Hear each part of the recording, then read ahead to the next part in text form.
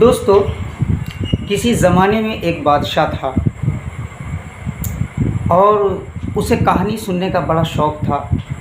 اور وہ تو بہت لوگوں کے ساتھ جو ہے بہت مذاق کیا کرتا تھا، اور وہ لوگوں کو ذلیل کرنے کی ایک بری عادت اس کے اندر یہ تھی کہ اس نے ایک مرتبہ اعلان کیا، پورے ملک میں یہ اعلان کرایا کہ جو بھی مجھے کہانی سنائے گا میں اسے 10,000 نقد انعام دوں گا۔ یہ اعلان سن کر پورے ملک بھر سے لوگ جو ہے جمع ہونے لگے، نئی نئی کہانیاں بنا کر سب لوگ اپنے اپنے اعتبار سے جمع ہونے لگے، اور جب لوگ کہانی سنانے اس بادشاہ کے پاس آتے تو بادشاہ کی یہ عادت تھی کہ وہ کہانی اکیلے بیٹھ کے نہیں سنتا تھا، وہ جو ہے اپنے پورے درباریوں کے ساتھ مل کر سارے وزراء، سارے مہمان لوگ، یعنی بادشاہ کے جو بھی درباری ہوتے ہیں جتنے بھی سارے، سب کو لے جا کر بالکل ایک سبھا لگا کر، یعنی جہاں پہ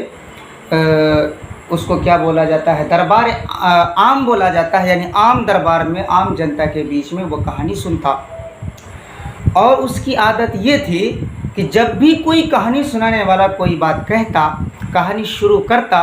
تو بادشاہ ہر بات پہ کیا کہتا، پھر،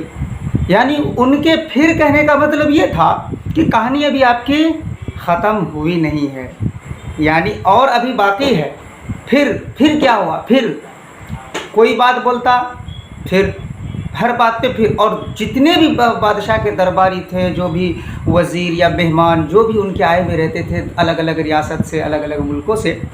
تو وہ ان بیچاروں کو جو ہے بیوقوف بناتے اور سب ان پہ ہنستے۔ بہرحال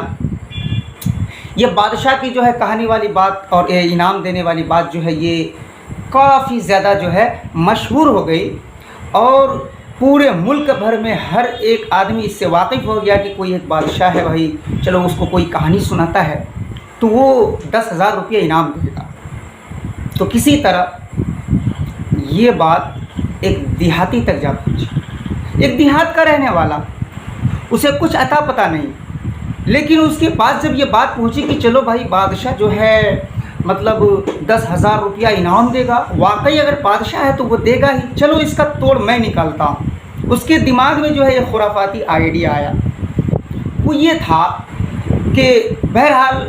وہ آئیڈیا کیا تھا ابھی میں آپ کو بتاؤں گا۔ وہ سب سے پہلے کہانی سنانے کے لیے بادشاہ کے پاس گیا، بادشاہ کے درباریوں سے کہا کہ بھائی چلو میں بھی جو ہے کہانی سناؤں گا، میں بھی ایک کہانی بنا کے لایا ہوں۔ تو بادشاہ نے جو ہے ان کو اجازت دی، اور بھرے دربار میں جو ہے اس کو ساتھ میں لے کے گئے اور اس کو بٹھایا، اور بادشاہ نے کہا کہ چل بھائی اپنی کہانی سنا۔ تو وہ دیہاتی کہہ رہا ہے کہ بادشاہ سلامت، کہانی یوں ہے کہ ایک بہت بڑا نہر تھا، نہر کے کنارے پہ جو ہے ایک بہت بڑا گھنا جنگل تھا، اور اس گھنے جنگل میں بہت سارے پرندے رہتے تھے، ان گنت بہت سارے پرندے رہتے تھے، اور وہاں ان سارے پرندوں نے گھونسلہ بنایا تھا۔ تو بادشاہ کا جو ہے پھر چل رہا ہے ہر بات پہ، یعنی جیسے یہ کہا کہ ایک بہت بڑا نہر تھا تو بادشاہ کہتا ہے پھر کیا، پھر اس کے ساتھ بغل میں ایک بہت بڑا جنگل تھا، پھر اس میں بہت سارے پرندوں نے گھونسلہ لگایا، پھر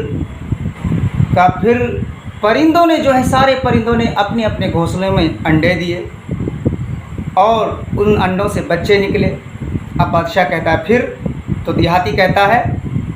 پھر، یعنی وہ اڑ گئے، بچے اڑ گئے۔ اب بادشاہ جب بھی کہتا پھر تو وہ دیہاتی کہتے پھر، بادشاہ جب کہتا کہ پھر دیہاتی کیا کہتا، پھر۔ آخر کار بادشاہ سلامت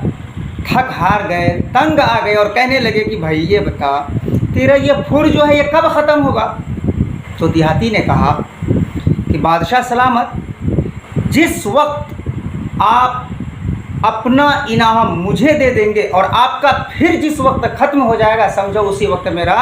پھر بھی ختم ہو جائے گا، ورنہ اگر آپ کا پھر ختم نہیں ہوا تو میں اسی طرح 7 دن تک پورے جنگلات کے پرندوں کو اور پرندوں کے بچوں کو اسی طرح اڑاتا رہوں گا۔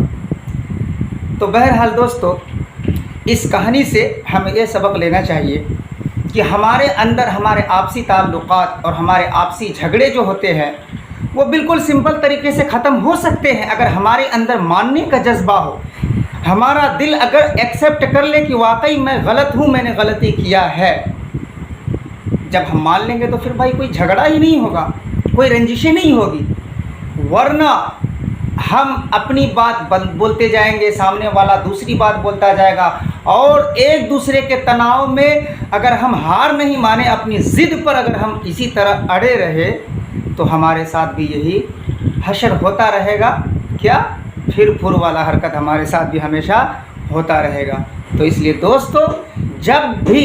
آپ سے کوئی جھگڑا ہو، لڑائی ہو، تو آپ کوشش یہ کریں کہ اپنے غصے کو قابو میں کر کے اور اپنی ضد کو توڑ دیں۔ ارے بھائی، اگر ضد آپ اپنا توڑ لیں گے تو سامنے والے کے دل میں بھی عزت آپ کی ہو جائے گی۔ اگر آپ کی غلطی بھی نہ ہوئی ہو لیکن پھر بھی سامنے والا سوچے گا کہ یار بندہ بڑا اچھا ہے، میں نے جو ہے ان کے ساتھ ایسا سلوک کیا اور غلطی ان کی تھی بھی نہیں، پھر بھی اس نے چھوڑ دیا اور معافی مانگ لی،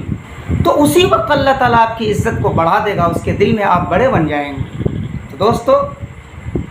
آپ لوگ ضرور اپنے غصے کو قابو میں رکھیں، کنٹرول میں رکھیں، اور اسی طرح ہنستے رہے، مسکراتے رہے، کھیلتے رہے، اور اپنے گھر پریوار والوں کو خوش رکھیں۔ اپنے یار دوستوں سے اگر کوئی غلطی اور جھگڑا ہوئی ہو تو آپ معافی تلافی کر کے آپس میں صلح کر لیں۔ بہت بہت شکریہ آپ لوگوں کا۔